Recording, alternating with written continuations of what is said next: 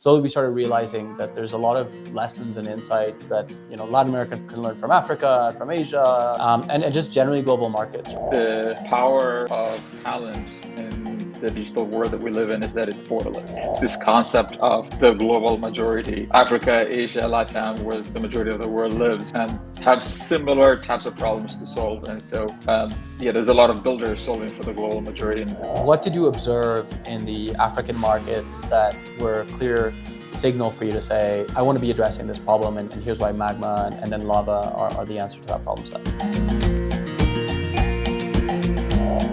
Welcome everybody to another episode of Frontera. Today we are joined by Yoseph from Lava. Yoseph, it's really great to have you on the podcast. Amazing to be here, Kush. Thanks for having me. Yoseph, yeah, man, super happy. I mean, we've been in touch for a number of years, and people oftentimes reference a lot of the work that you're doing, a lot of the work that we do as well. So, and part of our intention with Frontera is to expand. We started off going really deep into Latin American markets, and slowly we started realizing that there's a lot of lessons and insights that Latin America can learn from Africa, from Asia, and just generally global markets, right? And I think one of the really cool things about crypto in particular is we're building borderless technologies, right? And I think that's part of your thesis too. So, Yoseph, just to kick things off and to level set a little bit here, would love for some background, introduction on yourself, who you are, what you're working on. Thanks for having me. So, Yoseph here, born and raised in Ethiopia, and have grown up all over East Africa and some in the western side of the continent. Digital native, learned a lot on the internet, and the internet, as amazing and powerful it is at connecting the world and making communication possible at hyper speeds, the internet economy has been and continues to be gated based on your location. The thesis that I grew up with, and many others on the continent grow up with still, is that if you want to do great things in the world, you got to leave where the centers of gravity is at.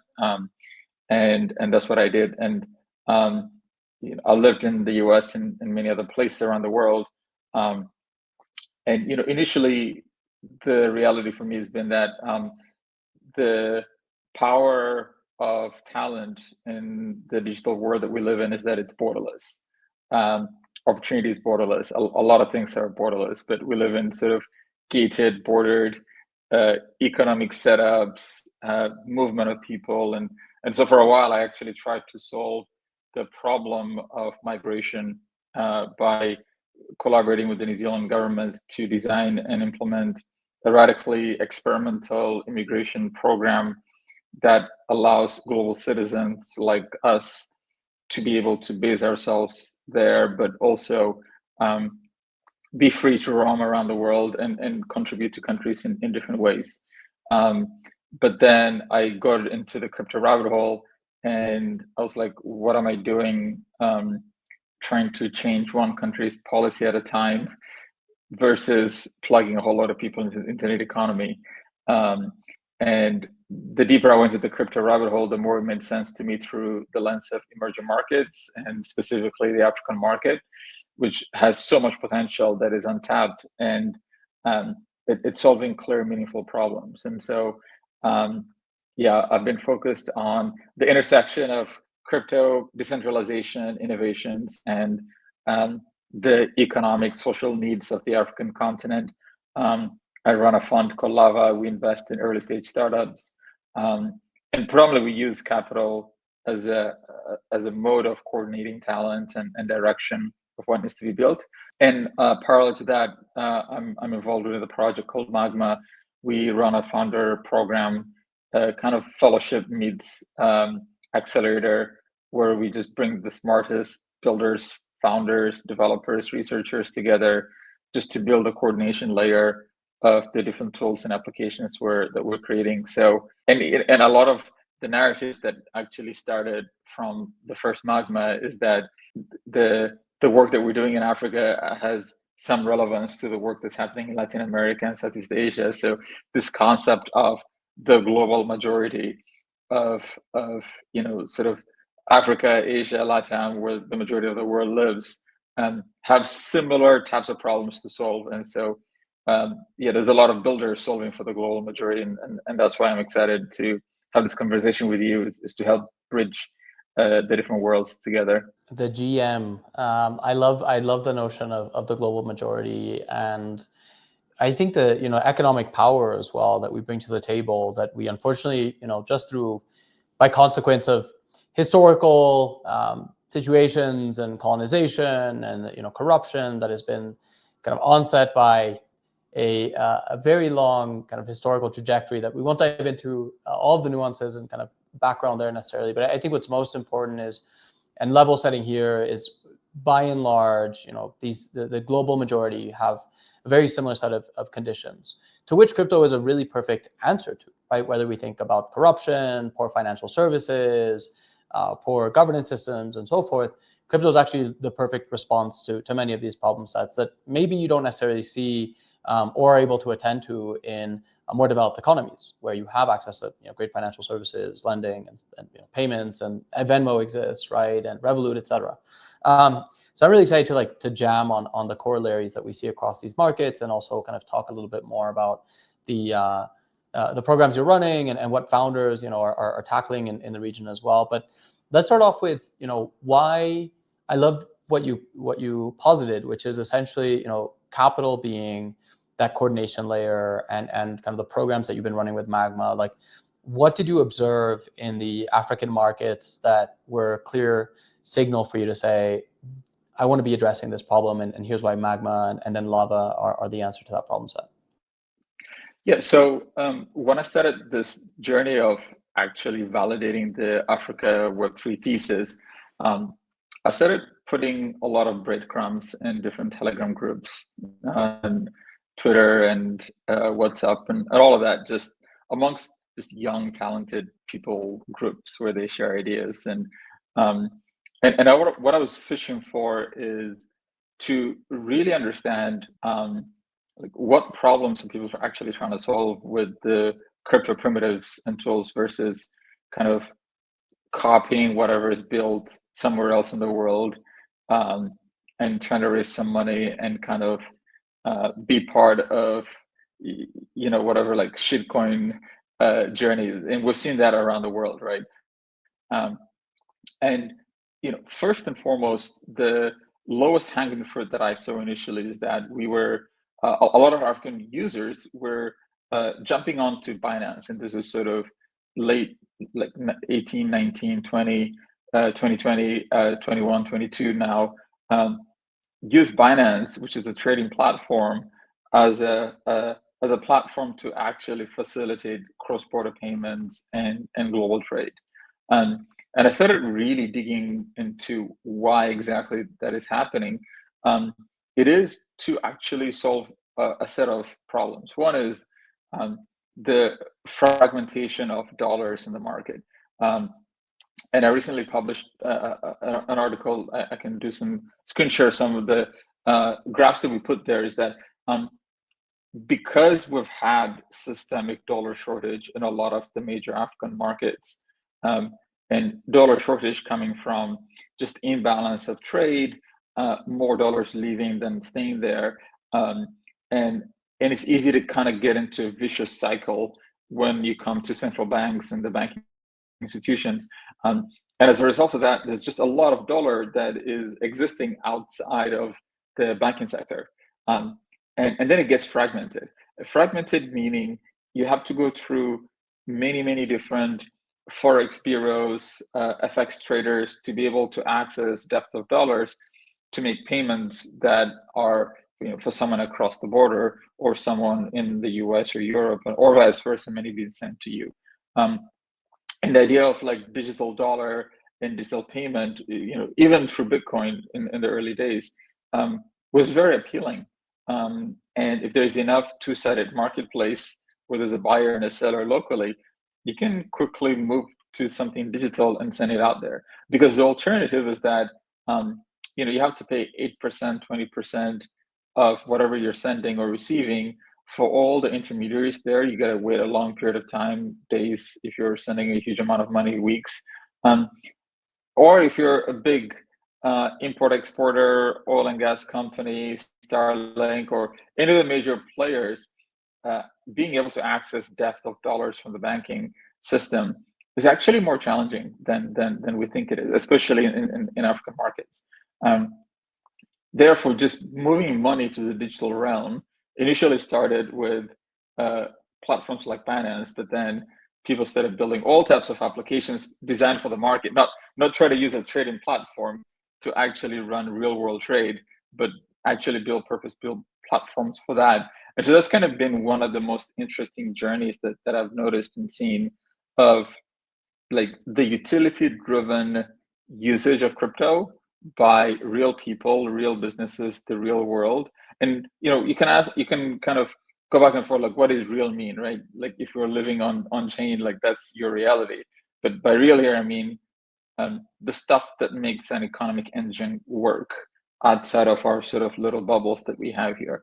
And that's why that in bear markets, crypto volumes have been going up, not down in Africa, because it's utility driven. That's driving a huge amount of the transactions and volume. And that sticks. And in my view, that's actually how you build lasting businesses that can be around 10, 20, 30 years later. So yeah, that's kind of one of the things that made me extremely bullish. And second thing is that a lot of builders in the African market are uh, like you're not swimming in a lot of high risk venture money that's being thrown around on one side, and second is when things are tough, like when markets are down or when new capital is not coming in, or when volumes go down or whatever, like you got to find a way to survive. And so there is sort of this element of highly resilient founders and builders, where if you kind of get tested really well in some of these African markets, say Nigeria, Kenya, or so on, then you're set up. You've got a good resilient foundation to keep building on, because the world keeps throwing all types of stuff at you, and you kind of have to survive and thrive and keep growing at that, right?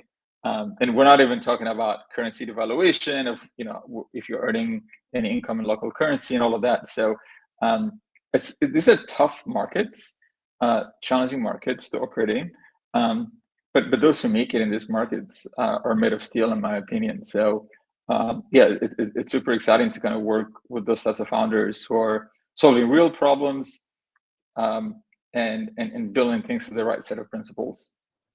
Totally. Yeah, I think that again, there are so many similarities across sort of the global majority, and certainly lack of opportunity oftentimes leads to founders being incredibly resilient and hardworking. And perhaps we see less founders overall, but I think the ones that make it are, and this is what the data sort of shows, right, is if you look at what it means to allocate into largely emerging markets, like the plays that do really well, do really, really well.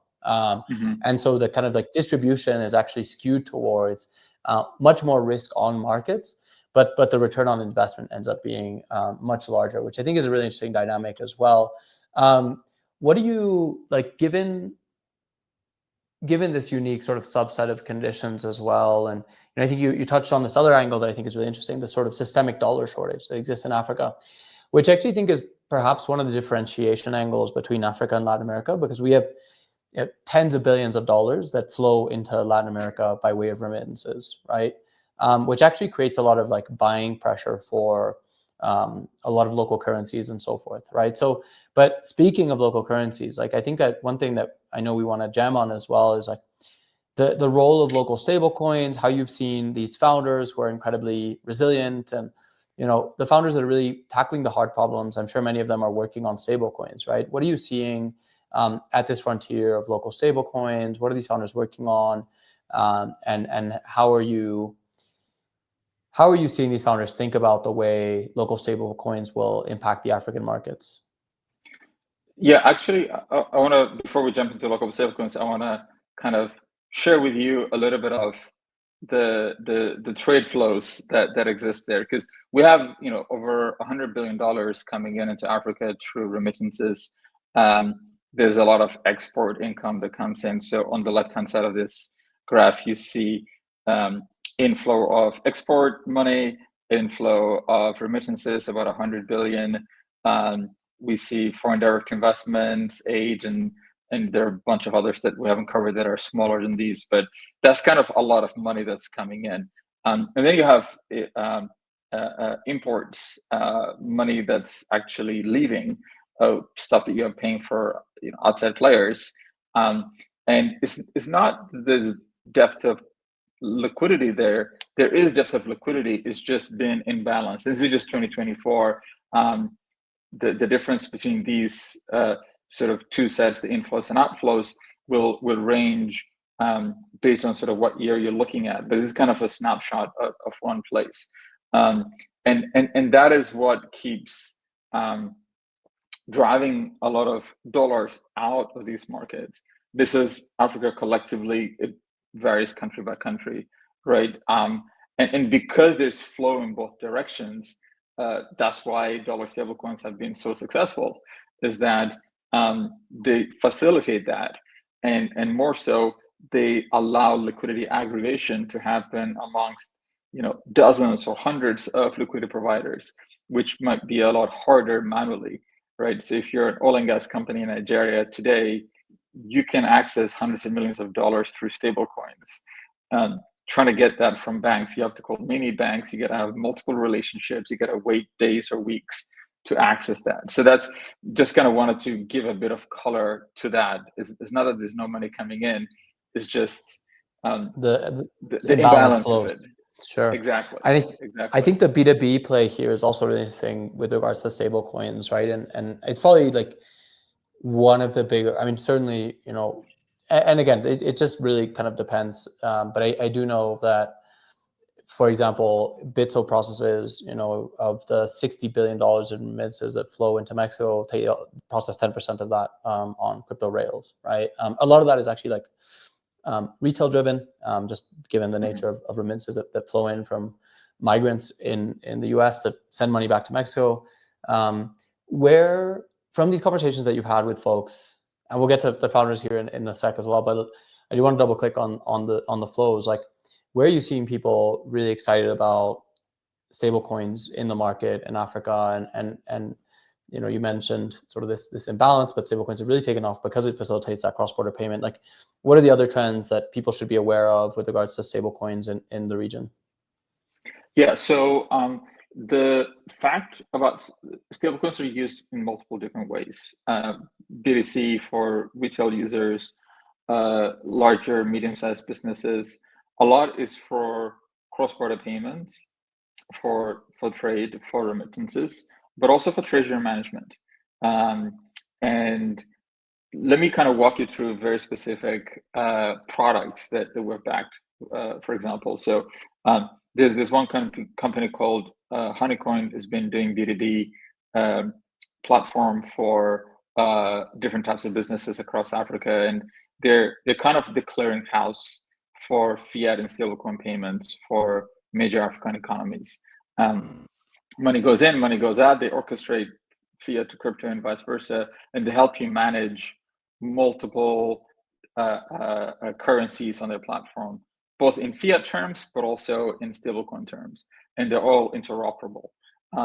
And they can route different transfers between, let's say, Ghanaian cedi to Kenyan shillings through stablecoin. So that's the most efficient route, or through other ways. But they also allow the business to be able to issue invoices in any of those currencies. If you have a certain payment to be made from elsewhere, you can issue an invoice in stable coins, or you can issue an invoice in dollars, or British pounds, or like 8 or 10 African currencies. And then you can decide whether to keep it in that currency or convert it to another asset class and maintain in your treasury. And they manage virtual bank accounts for the business in Europe, in the US, and different parts of Africa. So you can actually have fiat sitting in any place that you want to. And on top of that, issue debit cards that you can use to spend your stablecoins anywhere in the world, for yourself, for your team, and for your customers. So it's kind of like this neobank type of experience that allows you to manage a lot of your financials, to manage your accounts receivables and accounts payables, to manage multiple types of assets if you're kind of operating in multiple jurisdictions.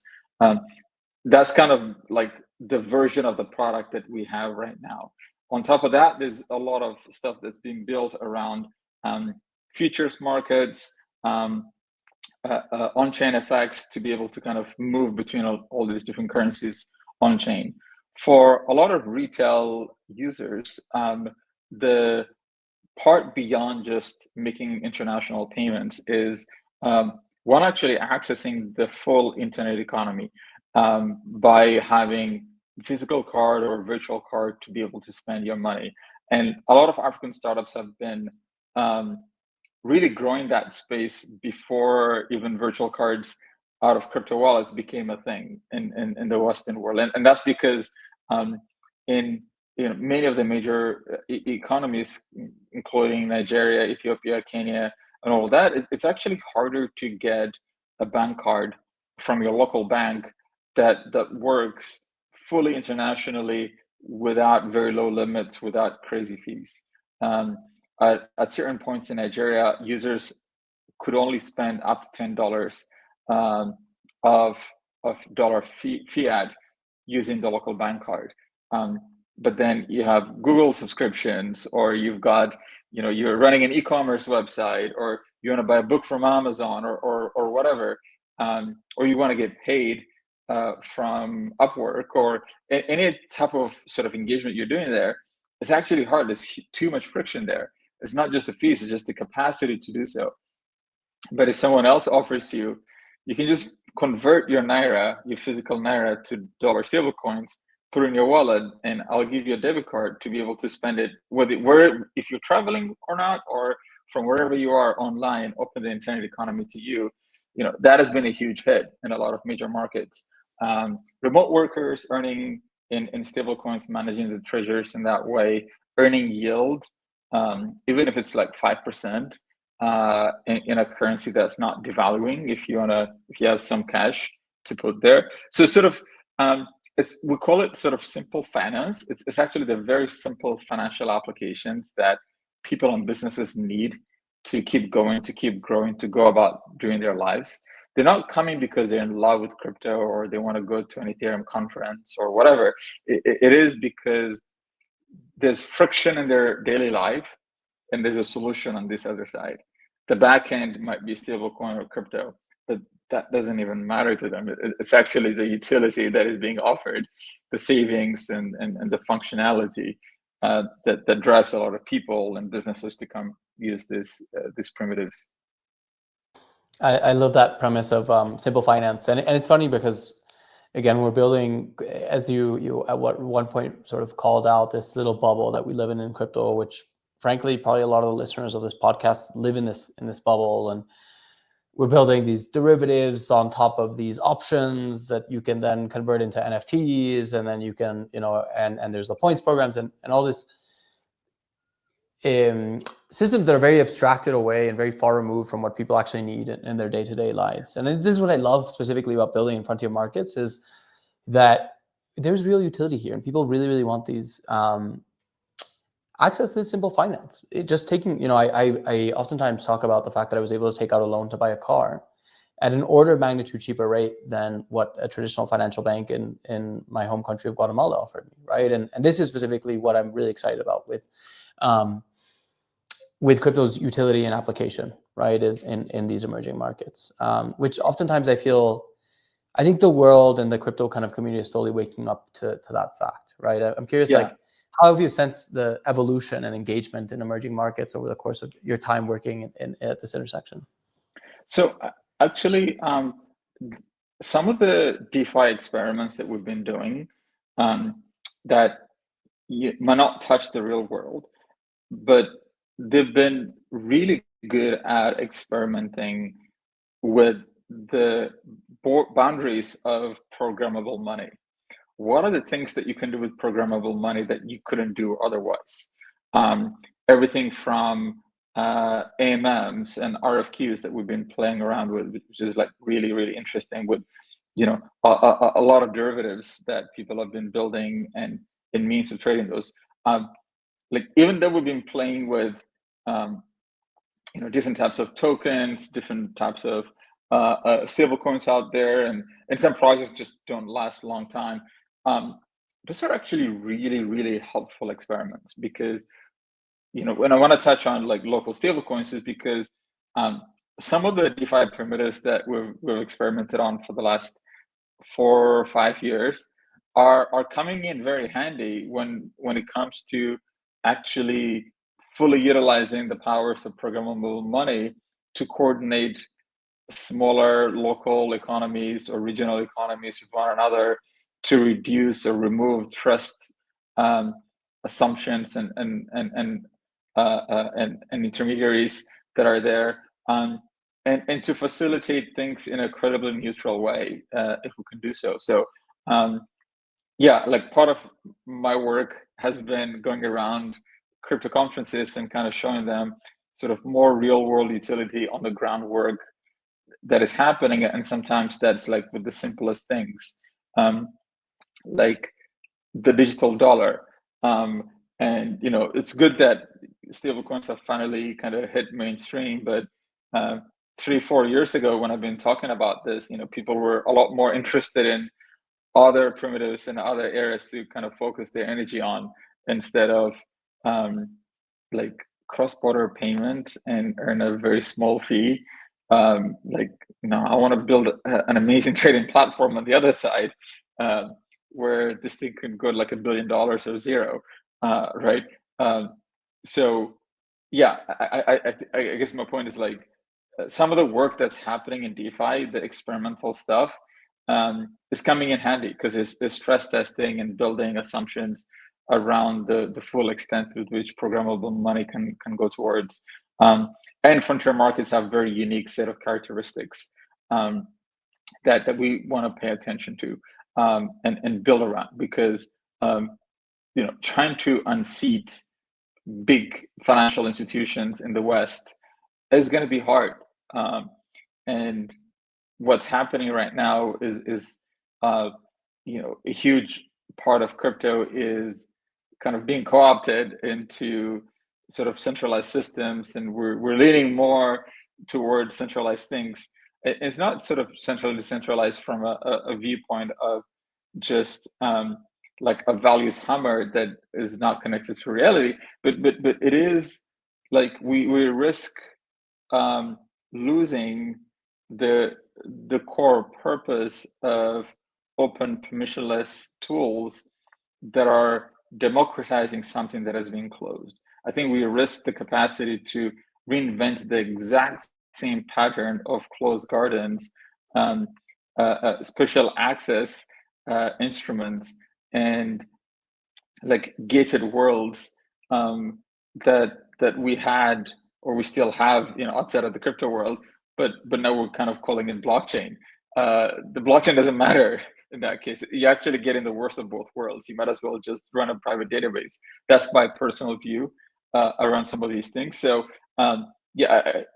trying to kind of displace large institutions in really advanced economies is really hard, especially with these primitives. So what happens is then these designs easily get co-opted, and you keep compromising the core essence of what you bring to the table.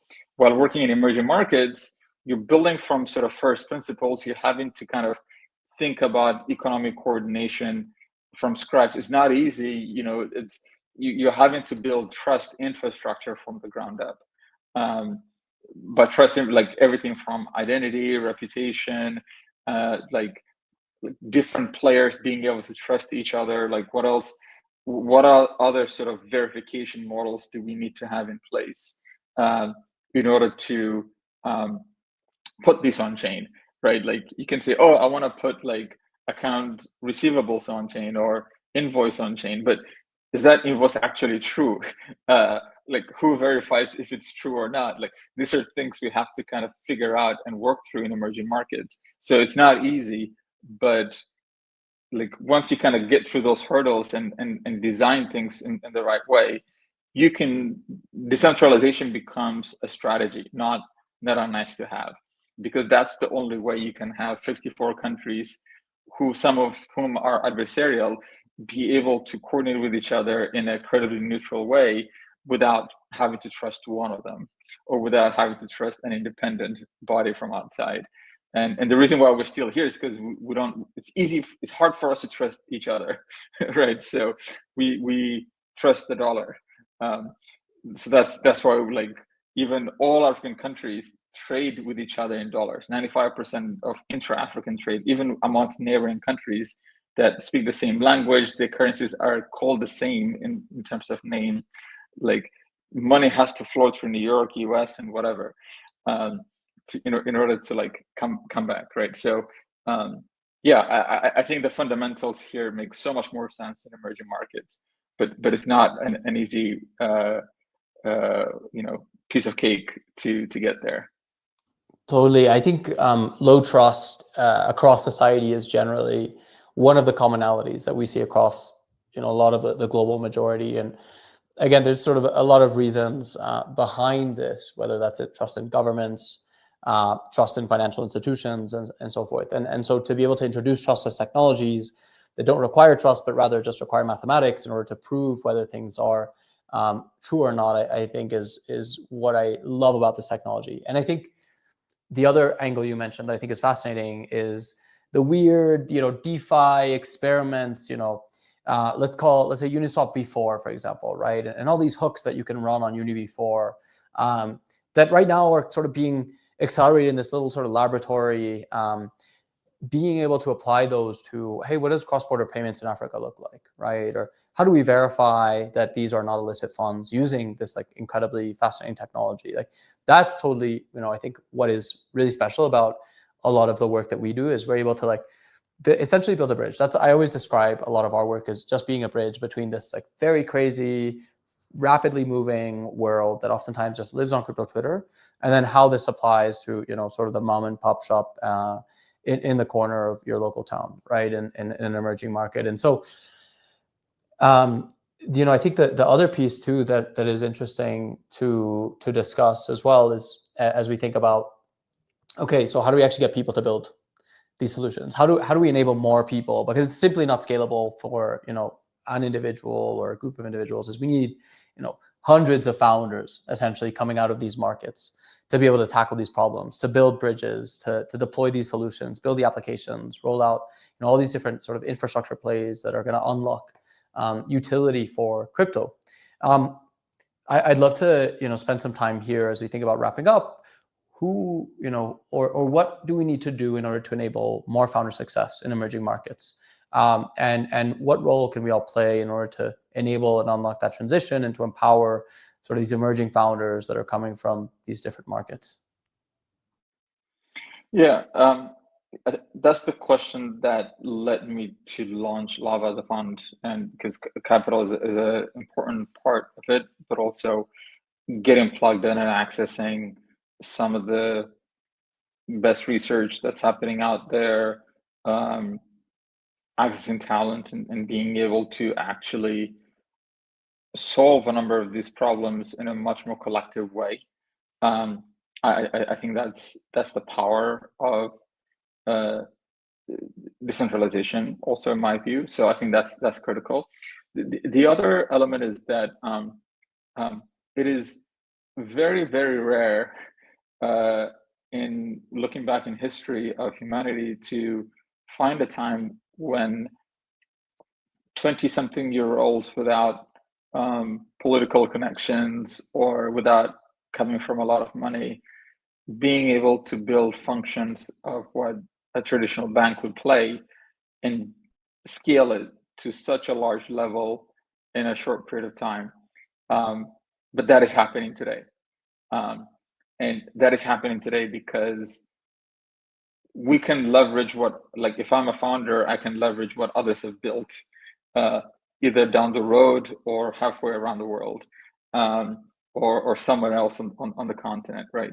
And this concept of interoperability and modularity of what we build and how we leverage, whether it's open source or some people kind of solving very specific parts of the stack, allows more entrepreneurs to kind of build on top of these things, and then collectively you have very sophisticated financial services or trust infrastructures that would have been almost impossible for any one player to create by themselves, and also would be extremely challenging to do as a startup if it was not, for crypto and Web3.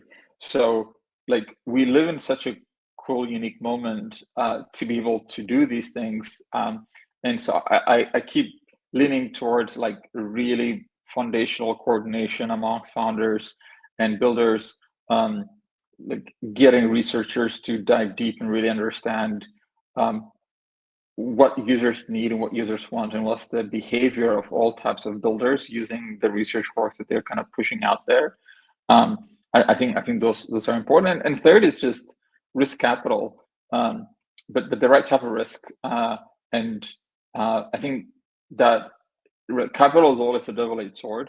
But I think in this case can go a long way in order to kind of help different projects, different founders bring the ideas to life and products to see their full potential, if that's even reachable or not. Like you kind of need to get to a point to get there, right? So yeah, I think those are like some of the key elements, and I keep being surprised by depth of quality talent and founders who don't come up to events, don't tweet a lot, but are just quietly building and shipping. And there's a lot of that in Africa. So that is also very exciting to see. And it just reinforces the fact that talent is borderless. Absolutely.